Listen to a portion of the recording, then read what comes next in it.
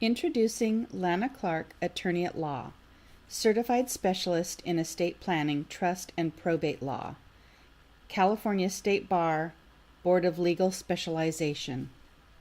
Okay. I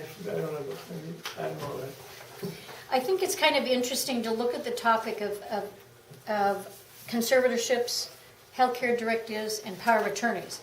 Because what happens is if you don't have a power of attorney and a healthcare directive, what you're going to get is a conservatorship for you or a family member when you get to the point where you can't manage your own finances and medical decisions for yourself.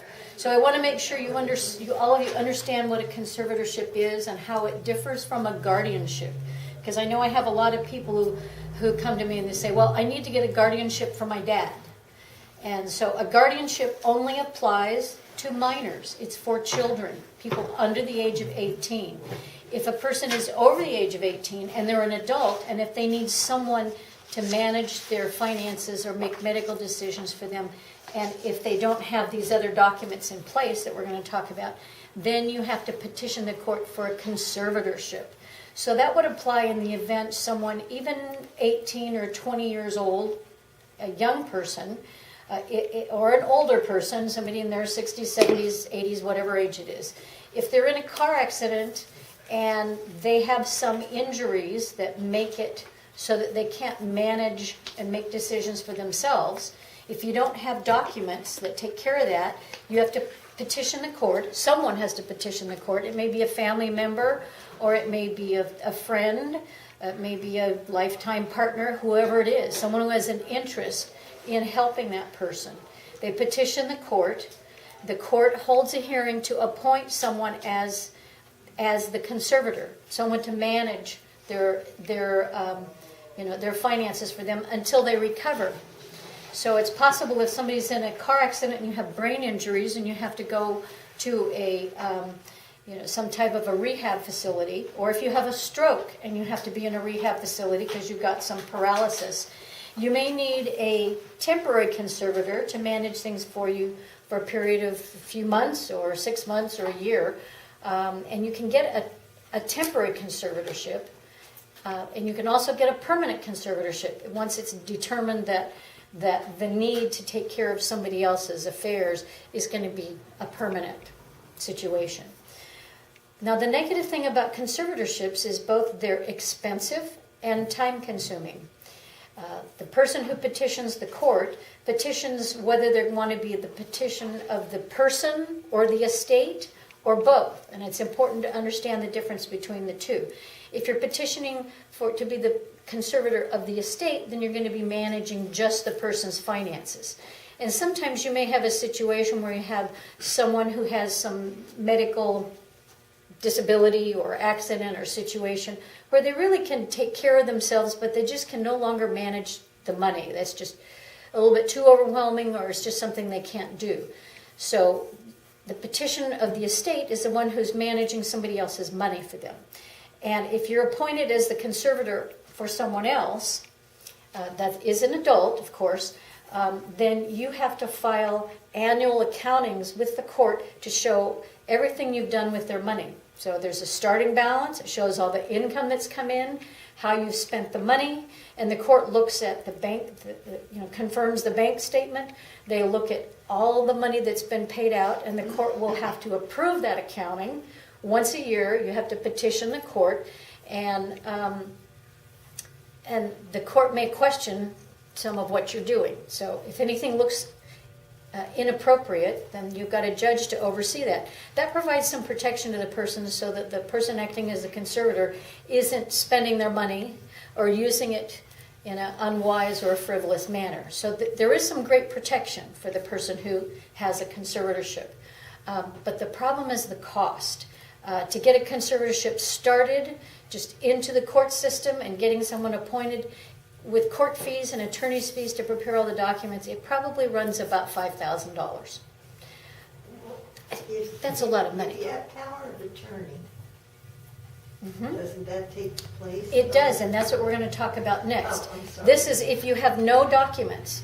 And a lot of times people at age 18 or 19 or 20, Maybe they have a sizable amount of money Yeah. from an inheritance or from whatever source it comes in. And they think, well, I don't need the documents, or sometimes it just doesn't occur to them but every person over the age of 18 should have a power of attorney and a healthcare directive, so that they designate someone to make decisions for them if they can. And now, frequently people procrastinate. They don't do these documents until they even get closer to like age 50, and they think, okay, I'm now entering middle age, it's time for me to get these documents done. But young people need them as well. People that have their own families and their own children need documents to name who's going to be the guardian of their children, if they have minor children. But a lot of times we kind of procrastinate those things and we don't do them because we always figure there's time tomorrow to get them done.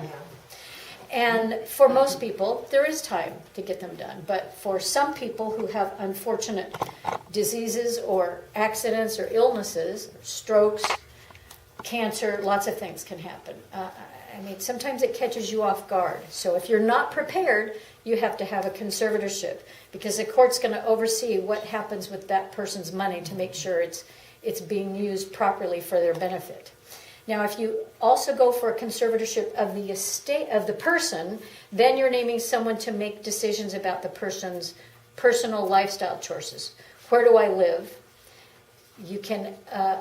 It also requires the conservator to give a consent before the person is able to marry or possibly vote, because sometimes you have elderly people who go in a nursing home and they meet their friendly guy Joe who's there, and they want to marry, and you don't know if this other person who wants to marry someone is not really after their money. So sometimes there are reasons to put some limitations on giving an elderly person the right to marry. Now that's a fundamental constitutional right, the right to associate and marry, and so the court looks at those types of restrictions in a very serious manner. But if someone has Alzheimer's or dementia and they're just giving their money right and left, giving it away because they're not understanding what they're doing, a conservatorship is important. Now, everyone has the right to decide where they live, even if they have some medical conditions. So the right to decide where you're going to live, if you're going to go in a nursing home or if you're going to be cared for at home with caregivers, that's the person's choice unless that right has been taken away. And the only way that right can be taken away is with a conservatorship. So for some people, a conservatorship is a very important but serious process. So it's a real gift when you agree to act as a conservator for another person, because it takes your time and effort to make sure that the other person is being well cared for. It doesn't mean you have to actually be the caregiver, but if you're the conservator of another person, you have to be in charge of making sure they have caregivers if they need it, placing them in some type of a home setting where they can have the care that they need. So the whole concept of a conservatorship is really designed to help protect the person's personal rights and their money. So because that's an expensive process, although it's sometimes very necessary, it's there to help people when the need arises. But if you have some planning done ahead of time, there are ways that those things can be accomplished without involving the courts. And the way that's avoided is with a power of attorney for financial management and a healthcare directive. Now, one of the things that I've given you is a sample of a healthcare directive, and that's a form that can be filled out. It needs to be notarized or witnessed by two people to be effective. And it can't be witnessed by the person you're naming as the agent. Two outside people, not a family member that you're naming. That way it helps to make sure it's valid. Now, the person who's signing this gives the permission to someone else to make medical decisions for them. And probably the most serious decision you're giving someone with a healthcare directive is the decision to terminate life support. So if you're in a coma, you're not expected to live, you're being kept alive by machines, this document allows you to designate the person who will have the ability to tell them to terminate life support. So this is a very serious document. But without it, the doctors and the hospitals will keep you hooked up to the machines to keep you alive, because that's what their committed to doing, is helping people stay alive.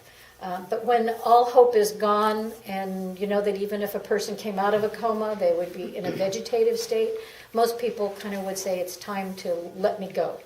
So this is the document that will allow you or any person over the age of 18 to be able to designate someone to make medical decisions for them. And certainly when a person develops